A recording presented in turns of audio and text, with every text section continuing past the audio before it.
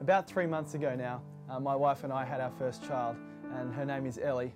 And she's beautiful and delightful, and we love her very much. And I still remember when we brought her home from the hospital and the very first night that we put her into her cot.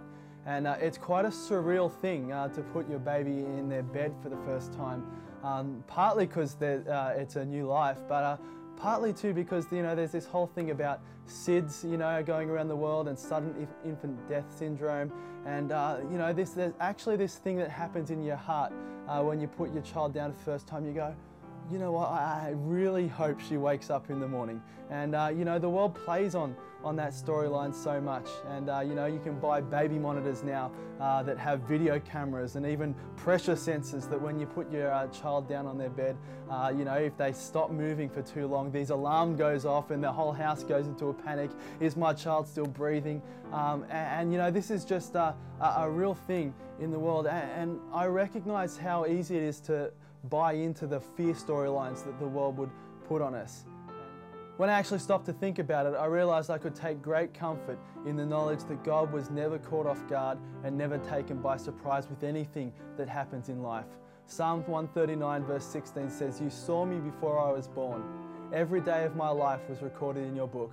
Every moment was laid out before a single day had passed."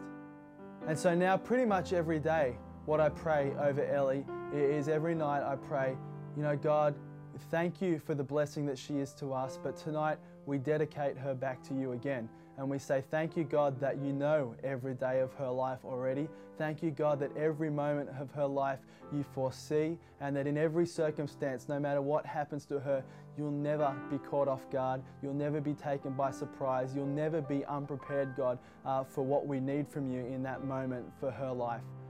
And for young Salvos, that's really, I guess, what I'd love to encourage you with today, that actually in every area of your life, God is never caught by surprise. God is never caught off guard. It doesn't mean that everything that happens in your life is good. Actually, the Bible tells us that the enemy comes to steal, kill, and destroy, and he's actually very good at his mission, and he loves to mess up our lives at every opportunity. But even in the midst of the enemy causing havoc, the good news for you, friends, is that Jesus is always enough. He's always ready, he's always prepared, and you can take great comfort in knowing that actually right where you are in your life right now, God has exactly the right response for you. He's not caught by surprise with your situation. It's not like he's scrambling trying to come up with a plan B.